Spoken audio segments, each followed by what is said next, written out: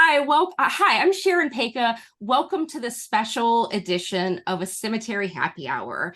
Today, I've collected friends from all over the United States to talk about Edgar Allan Poe and also to publicize my new book, The Souls Close to Edgar Allan Poe, Graves of His Family, Friends, and Foes, which comes out on August 21st. I'm just going to ask everyone to go ahead and introduce themselves. Tui, do you want to start? Sure. Uh, I'm Tui Snyder. My home base is Texas, but I travel all over the world exploring historic cemeteries. And then I share what I find along the way with through photos, books, articles, and also through a newsletter and on my website. I've written a dozen books, even the ones that aren't supposed to really feature cemeteries, the travel books. I always sneak a cemetery in there or two because historic cemeteries, I am very passionate about their importance and how much they have to teach us. I just want to show you two books that I have out of mine that people might be interested in. This one is called 6 Feet Under Texas rather than Six Flags Over Texas. Little pun there, kind of got me going. That's kind of what started it. But there are so many quirky cemeteries, and I kind of wonder if one of the characters in here, I think I even mentioned it in the book, if he was inspired by Edgar Allan Poe's story Premature Burial, because Ooh. he was an oil baron who, rumor has it, installed a phone line to his mausoleum for a brief time after his passing. He would joke that, oh, I'm going to call you all from hell and tell you what it's like. But to his friends, they were all, he's just terrified of being buried alive. Yeah. So that was really fun. And then my most popular book of all is actually just called Understanding Cemetery Symbols. So I guess you can guess what it's about. I think I have that somewhere Oh, up do here. yeah, I'm very passionate about just figuring out, learning about burial customs around the world and the symbols that we've used throughout history and all around the world.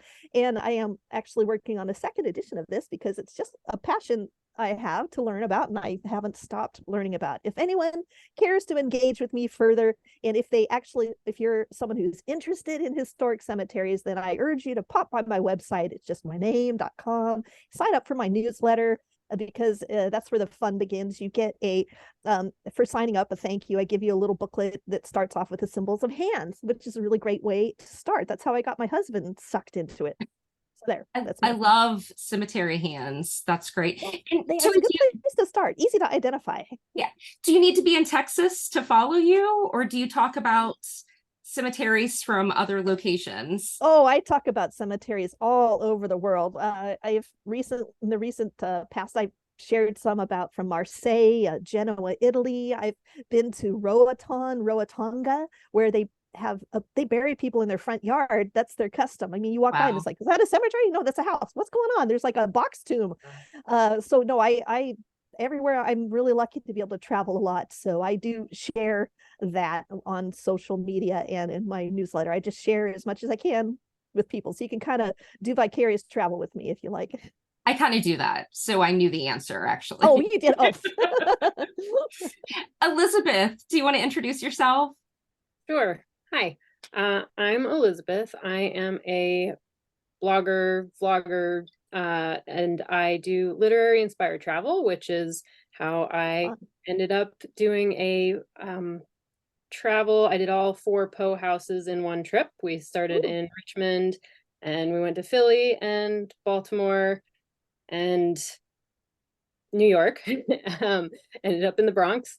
And so, yeah, honestly, I didn't like Poe originally after taking an English course in high school, but later when I learned that Sherlock Holmes was essentially lifted from Poe, I'm kind of a mystery girl, Yeah. and so it kind of took me back to Poe, and then I got really into his stories, and that's when I decided to do the four house tour.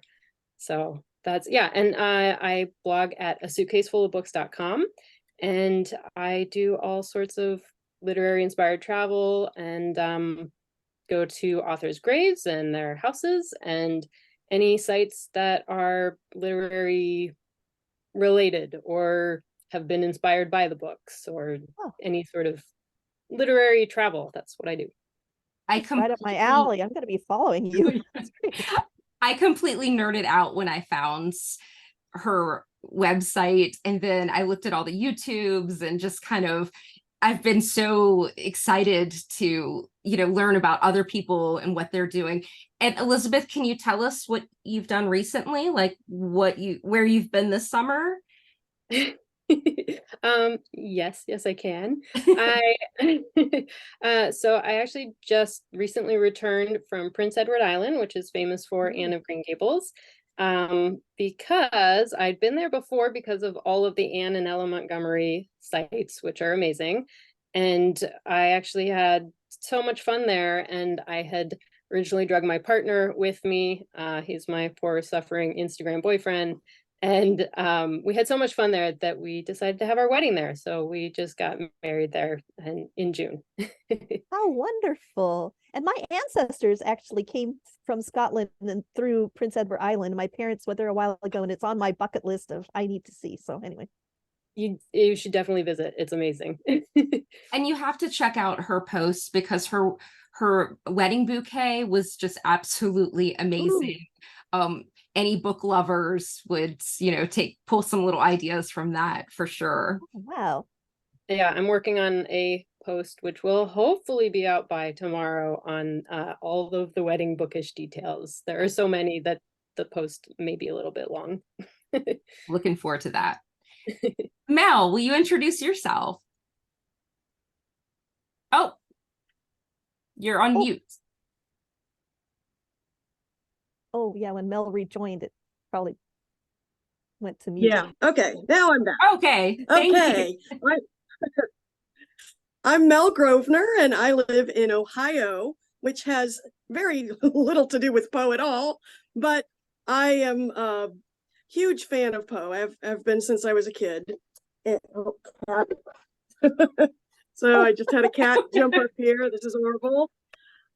Anyway, I've been a Poe fan my entire life, and I never really found others that were as into Poe as I am. So when I got involved with Facebook, I started Ohio Poe Fans in hopes of finding other people in my own state that are interested in Poe. And it has actually grown. We have people that are from coast to coast and even in other countries. So it's just been really, really great to connect with these people. I am a huge tombstone tourist. I love going to cemeteries. When I plan my vacations, I plan them around going to cemeteries. And I'm actually do lead some tours on occasion. I'm very excited. In October on the 14th, I will be co-leading a tour with none other than Vincent Price's daughter, Victoria, in Dayton, Ohio at the Woodland Cemetery. So we do some of that with Ohio Poe Fans. We go on road trips, we go to cemeteries. This will be a big fun one for us. That's awesome. And Mel, we actually met right at the start of the pandemic because we were both asked by the Richmond Poe Museum. They have unhappy hours in their garden, the Enchanted Garden. However, with 2020, they had to suspend that. So we were part of the virtual happy hour. And so this will be somewhat familiar, this sort of cemetery happy hour. But today I ask all of you all together, and you've already talked a little bit about your connection to Poe, but maybe talk about your connection to cemeteries. When did you decide that that was something that you were interested in? For me, I grew up with a grandfather who was a genealogist, and he always brought, every family reunion or, visit, vacation, we would go to some cemetery, and my grandfather would give me a little piece of paper and be like, "Sweet pea, go find these relatives." And I would run through the cemetery and find them, and it was always fun. No one fought in the cemetery. We weren't eating pecan pie, which it would happen soon after that. But for me, it was always a really positive experience. And I never really understood when people thought of cemeteries as a place, that was distant. that wasn't my experience at all. I'm gonna reverse order actually, because I think Tui will have a lot to talk about, but Mel, tell me about your experience. I've always loved cemeteries ever since I was a little kid. I always enjoyed going to the one behind our church, which I guess that would make it a graveyard. Yeah. And just seeing the names on the stones, thinking about what these people were like, and seeing some of the unusual ones, the sculptures, just the beauty of it. And I am a naturalist by profession too, and a lot of cemeteries are wonderful places for watching birds, and a lot of them are arboretums, and so it's a beautiful place to take a walk. There's the art, the history. It's all fascinating to me. And of course, I like to visit famous people's graves. Of course, I've been to Poe's grave on a number of occasions, and there are several other authors and other people that I've been.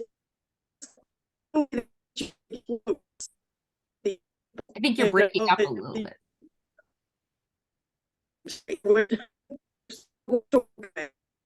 Mel, I think you're breaking up a little bit. Can you? All right, I'm going to switch over to Elizabeth. Tell me about your experience with cemeteries. Okay, well, I actually was not a fan as a child. They creeped me out, and I didn't want to go in them or anywhere near them. But my profession, by degree, I actually have an archiving degree, and so I am an archivist / genealogist by degree. And so I kind of came around to them because it turns out they have a lot of really interesting, useful information for researchers. And so that sort of pushed me into giving them another chance. And then when I started doing the literary travel, I really actually found myself wanting to go to cemeteries to find the graves of authors. And I have learned through this process that they're actually really cool. And some of them are really like parks, and some of them have amazing sculptures. Like I recently went to the grave of James Thurber in Columbus, Ohio, and there's a statue of his dog. Kind of, it's a statue he drew a interpretive picture of what his dog looked like, and they have created a statue to look like his picture. So that was really cool to sort of take his book with a picture of the dog on it and like hold it up next to the statue. And so yeah, I have come around to cemeteries. They're actually really cool places. I think I went to the I was Thurber just house. in that cemetery. Mel, are you there? I feel like we're in a seance now. I am. Yeah, it feels like it. Can you hear me? Yes, we can't see you, but we can hear you. Okay. I was just in that cemetery and saw that very grave, and I loved the inscription, something about nobody ever knew what was really wrong with him or something like that. Yeah, I was just there. I was there. I think I visited the Thurber house and the cemetery. I want to say like 2018, 2017. So the dog like statue wasn't there. So when I saw your post, I was like, whoa! I was so excited because it's not, something that's publicized in Virginia per se. So. Right. No, it was because I was doing my research ahead of my trip that I was like, there's a dog in the cemetery. I have to go there. Yeah. It's a great sculpture. I love it.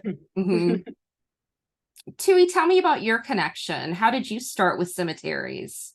Oh, well, you mentioned Richmond, Virginia. I lived in Blacksburg, Virginia until I was 10.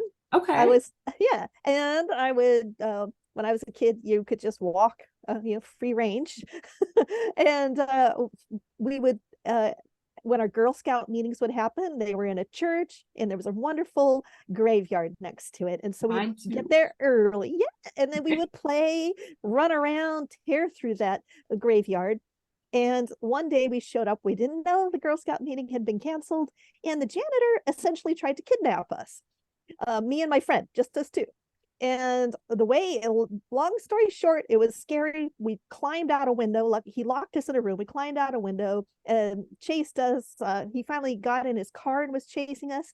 We escaped by going through the graveyard, and he was running after us. We were little 9-year-olds. He could have easily caught us, but since we knew how to zigzag through him, he actually tripped over some stones, and then we made it into the woods and escaped. So that was kind of a dramatic, I guess, my origin story. Right.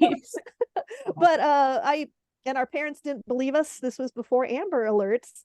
And the thing that got me, the Amber girl, the girl who the Amber wrote, I wrote about her in this book. And it was really chilling for me when I was researching her, because she was the same age I was but she got kidnapped, and she was a Girl Scout and all this and that. And I'm like, Oh. it just really had me rethinking that whole thing. Like, wow, things could have turned out so differently for me and my friend. So, but anyway, as a kid, my friends and my family didn't particularly go to cemeteries, but my friends and I found them to be fun places to play. And then later, when I was a teenager, I had a small group of friends. We went just go and hang out and be kind of gothy and read, just have a mellow picnic. It was like, that's what they were all about. And then we started to meet cemetery caretakers who were helpful in telling us what different things meant. And then I started to realize, oh, there's so much more here to learn. And that's kind of how I got into it. And now I just really, it's a real passion of mine. And you mentioned Mel, you mentioned the nature, how I like to say that cemeteries are for the living. Like, I was in a cemetery over in Cornwall a while ago, and I loved how they explained on their entrance poster that there's all sorts of walking paths, but there's certain areas we don't mow at all. There's certain areas we time our mowing to make sure things have bloomed. We support 11 species of endangered butterfly. We speak solitary bees. We support, they list it on the entrance poster. I thought, that is great. To really, they're nurturing humans, and they're nurturing all this life too. It was really wonderful. And they had really ancient graves there. Hundreds of years old. They were really great. Right. I want to ask, Mel, if you can unmute. I'm not sure if you can hear us, but I'm just curious, what is of wildlife, what was the coolest thing you've seen in a cemetery? For me, go ahead. Recently, can you hear me? Yeah. Okay, cool. Yeah, recently I was in a cemetery, and oh, darn it. Oh. For me, I will say, I was in Hollywood Cemetery, and I know a deer is not really that, special Exciting. or different in a cemetery, but it was me turning around, and right in front of me was a deer with the huge antlers, and it just startled me. Obviously it startled him too. And I'm glad that he took off running, not in my direction. Yeah, when I was in Puerto Rico, I was going through this seaside cemetery that's just amazing. Like, the marble there, I don't know how it continues to look so good. It's like a beautiful sculpture garden. But I was seeing, out of the corner of my eyes, I kept seeing little shadows. And then finally I realized they were little crabs that were scuttling about. That was a little shocking. I'm like, okay. Usually, you see cats quite often, but that was a shocker, a little surprise. Mel, are you with us? No. Oh. Poor thing. There's storms going on in Mel's location, so apologize for that. I should say one thing. One of my friends, who is a former park ranger, she recently released a book called Cemetery Birding. Oh. And she has it's an amazing book. It has wonderful pictures of birds seen in cemeteries, and then it has a little talks about the bird, but it also talks about cemetery symbolism. It's just an amazing book for birders and cemetery lovers. So it just came Cemetery Birding. And what is the author's name? Jennifer Bristol. Okay. And it is a wonderful book. It helped me identify a bird in my backyard. Actually, I wasn't even in a cemetery. I was like, oh, that's a yellow-billed cuckoo at my bird bath. So nice. It's a really great, her photos are just tremendous. And we're having a contest right now too, where people, if they can win her book if they use the hashtag cemetery birding and contest. You can just go on Twitter or Facebook and you'll see it. It's a lot of fun. Very cool. So this is a happy hour, so I ask you all to bring a beverage that is inspired by Poe. And I'm going to ask Elizabeth, since you're the earliest morning person, maybe I'll go with like times, what are you drinking? And can you tell us about it and your mug? Sure. So it is morning here in Alaska. And so I'm on my first mug of tea. And this morning I am actually drinking a Sampson and Vale Edgar Allan Poe tea. And I was quite surprised when I went. I'm a milk person in my tea, no sugar, but milk. I was quite surprised this morning when I went to put milk in and it turned pink. So I've never seen pink tea before, but this is really cool. What's the flavor? The flavor is black tea, pu'er tea, lapsing souchong tea, and beetroot and bergamot oil. Okay, so Beetroot. beetroot, yeah. So I didn't even look at it. I was just excited to try it, and then I was shocked. But Wow. and I am drinking out of a dark academia mug with Nice. book spines on it. I love because that. I don't have a Poe mug, unfortunately. When I was traveling to the Richmond museum, they had some really cute ones, but I was packing light, so I don't have a Poe mug, but I figured dark academia is kind of similar. Absolutely. Tui, what are you drinking? Well, okay. I named this drink the premature burial. And I was inspired by the fact that when I was a kid, the first story that introduced me to Poe was my dad, who would read to me every night. And he chose one night to read the premature burial.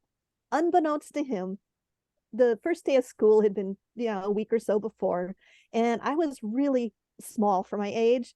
So this was the first year that we got lockers.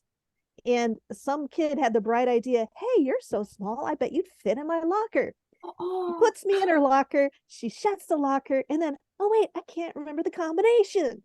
And so what do you know? She goes, I'll be back after class, don't worry. So I'm standing there and the air is getting thicker and hotter, and all I can see are these little slats. And so I finally, pounded against it until crying, until finally a janitor went by. So long story short, I was really able to relate to the story. My dad had no idea this had happened. He was really, when he chose the story, but boy, could I relate to the protagonist in Premature Burial. It stuck with me. It's still one of my favorites of his, even though I still just, it really gets me.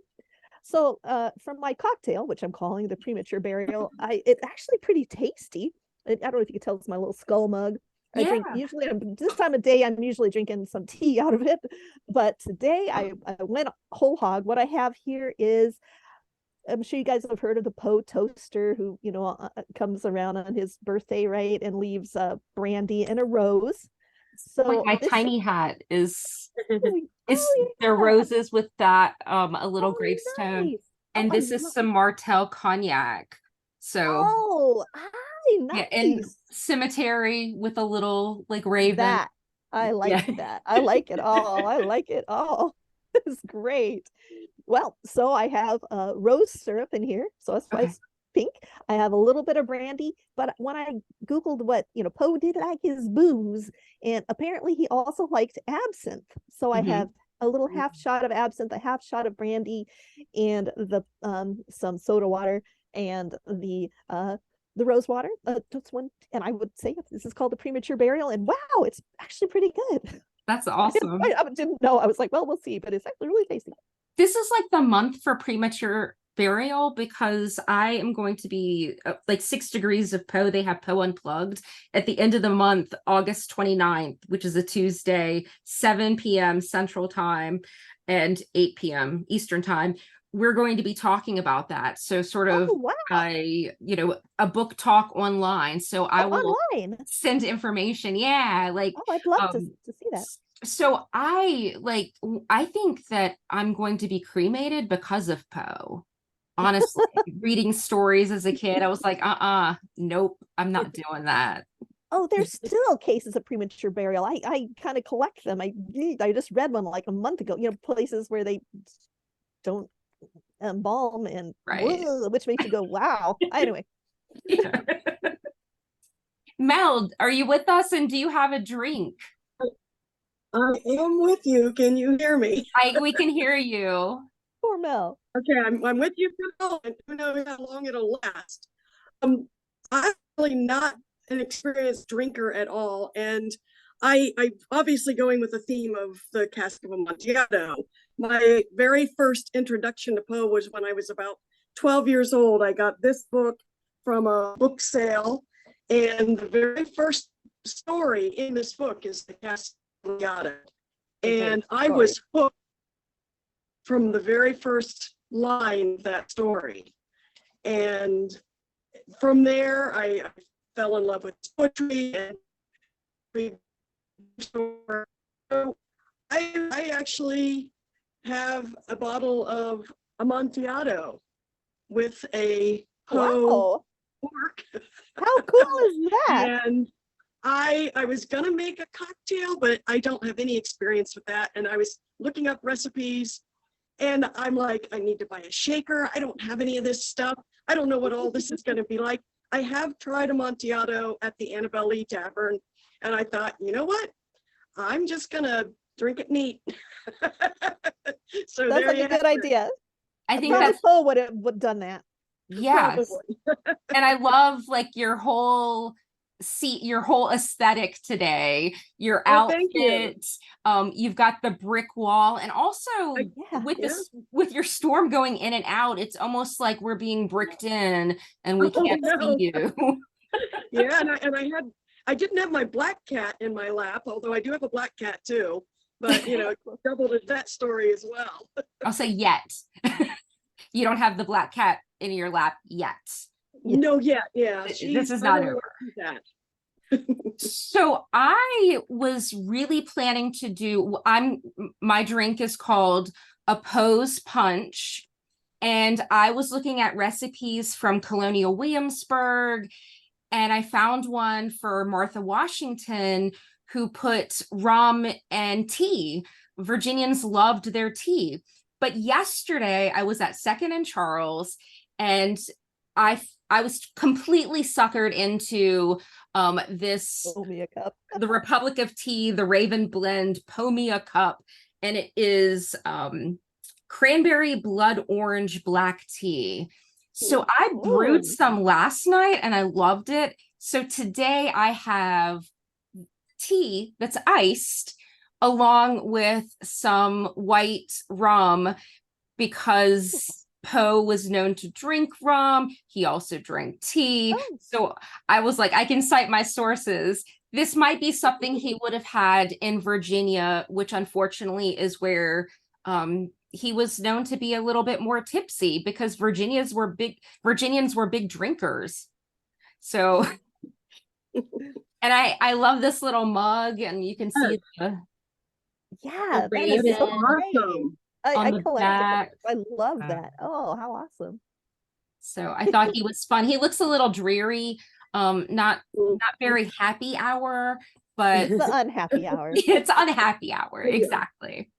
Well, I think we're gonna keep talking, but I'm going to let everyone else go and hopefully they'll have their own happy hour. But I just want to toast to you all for coming today and thank you all for joining me. And here's to Poe. Get it